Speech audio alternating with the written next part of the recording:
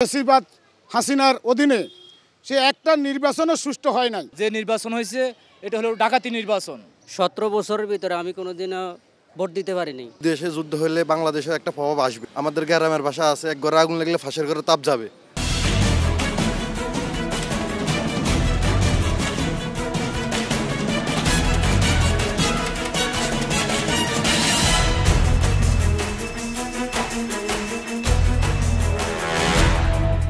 দর্শক শুভেচ্ছা, জনতার কথা অনুষ্ঠানে আপনাদের স্বাগত জানাচ্ছি। আমি আসিফ সুমিত।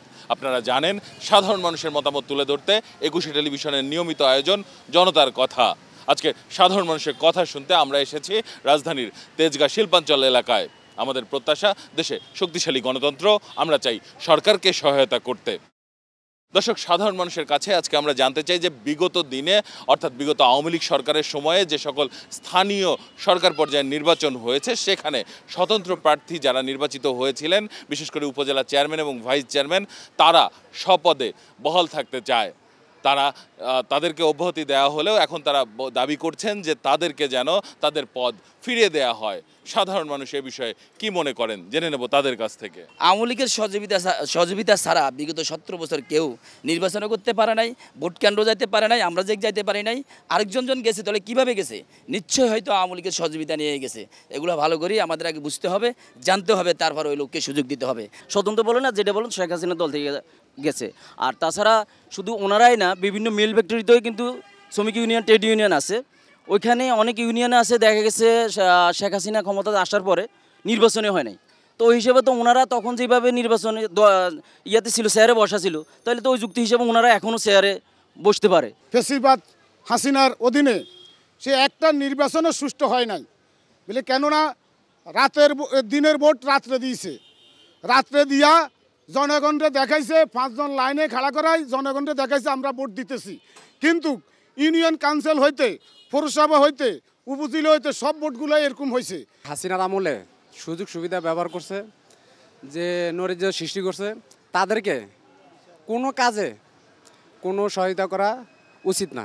আমরা নির্বাচনে অংশগ্রহণ তো করতে পারি নাই, ভোট তো দিতে পারি নাই, কিন্তু আমরা যেখানে গেছি আমগরে ধাক্কা দিয়া গার্ড ধরে বাইর করে দিছে। তো এই পেশিবাদী সরকার কখনো বাংলার জমিতে আমরা চাই না। ভাইস চেয়ারম্যান কোন, উপজেলা চেয়ারম্যান কোন, কিসের চেয়ারম্যান? কোনো চেয়ারম্যানে হয় নাই। যে নির্বাচন হয়েছে এটা হলো ডাকাতি নির্বাচন। আমরা কোনো ভোট দিই নাই, জনগণ কোনো ভোট দিতে পারে নাই। এরা কীভাবে ভাইস চেয়ারম্যান থাকে? আমার বয়স প্রায় 30 বছরের মতো হয়েছে, কিন্তু 17 বছরের ভিতরে আমি কোনোদিনও ভোট দিতে পারিনি।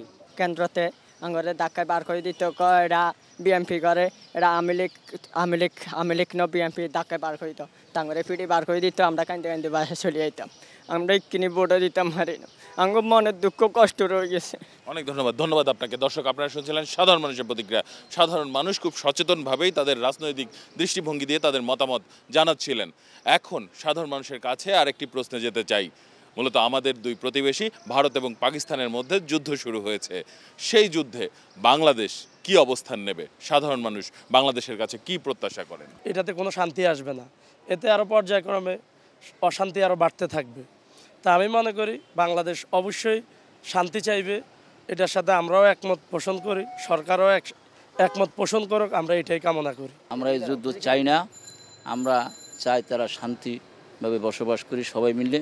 মূলত আমরা বাংলাদেশবাসী, আমরা যদিও পাকিস্তানের সাপোর্ট না করি, আমরা নিরপেক্ষ থাকি, তাও ভারত মনে করবে যে আমরা পাকিস্তানের পক্ষে।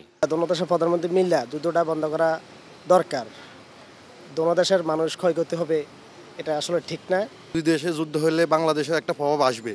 যে আমাদের গ্রামের ভাষা আছে, এক ঘরে আগুন লাগলে ফাঁসের ঘরে তাপ যাবে। তা আমাদের দেশেও একটু তাপ আসতে পারে। তাই এতে দোনো প্রধানমন্ত্রী মিলেমিশে যদি শান্তি কামনা করে দেশের এবং সারা ওয়ার্ল্ডের, তাহলে ভালো হবে। ভারত পাকিস্তানের যে যুদ্ধটা, এটা হচ্ছে শান্তি চাই। মুসলমানদের জন্য টানবো, মুসলমানের জন্য কথা বলবো। আমরা চাই যুদ্ধ পাকিস্তান এবং ইন্ডিয়া যুদ্ধ না হোক, আমাদের বাংলাদেশের প্রতি চাপ সৃষ্টি হবে। আমরা সবাই মুসলমান, বাংলাদেশ অ্যালার্ট থাকতে হবে। পাশাপাশি আসলে আমরা বাংলাদেশ, আমাদের অবশ্যই এফেক্ট পড়বে এবং আমাদেরও ক্ষয়ক্ষতি হবে। আমরা একটা মানসিক চাপে বিভিন্নভাবে ক্ষতিগ্রস্ত হব। তো আমরা চাই দুই দেশের প্রধানমন্ত্রী মিলে যাতে এই যুদ্ধটাকে যেহেতু বহুদূর না যেতে পারে, মানুষ হতাহত না হয়, মানুষের ক্ষয়ক্ষতি না হয়, এটাকে একটি ভালো সলিউশনের মাধ্যমে এর সমাধান হওয়া উচিত আমি মনে করি। আমরা মুসলমানেরা সবাই দোয়া নামাজ পড়ে দোয়া করতে হবে যেন যুদ্ধটা থেমে যায়। যুদ্ধ কারোর জন্য মঙ্গল নয়।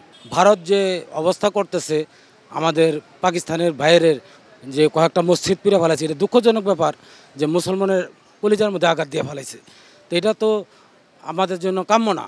আমরা চাই যুদ্ধটা যেন বন্ধ হয়ে যায়। এটা সারা বিশ্বের কাছে আমরা কামনা করি যে সারা বিশ্বের যারা বড় নেতা আছে তারা যেন এটা সমাধান করে দেয়। ভারত পাকিস্তানের যুদ্ধ এটা আমাদের জন্য মঙ্গলজনক নয়। আমাদের প্রতিবেশী দেশ, আমরা এই দুই দেশের শান্তিপূর্ণ একটা সমাধান চাই। ধন্যবাদ আপনাকে। দর্শক, আপনারা শুনছিলেন সাধারণ মানুষের প্রতিক্রিয়া। সাধারণ মানুষ কিন্তু তাদের ভাবনাগুলো অসাধারণ, তাদের চিন্তা অনেক সূক্ষ্ম ও গভীর। দর্শক, জনতার কথা দেখতে প্রতি শনি, রবি, মঙ্গল এবং বুধবার চোখ রাখুন একুশে টেলিভিশনে। সঙ্গে থাকবো আমি আসিফ সুমিত।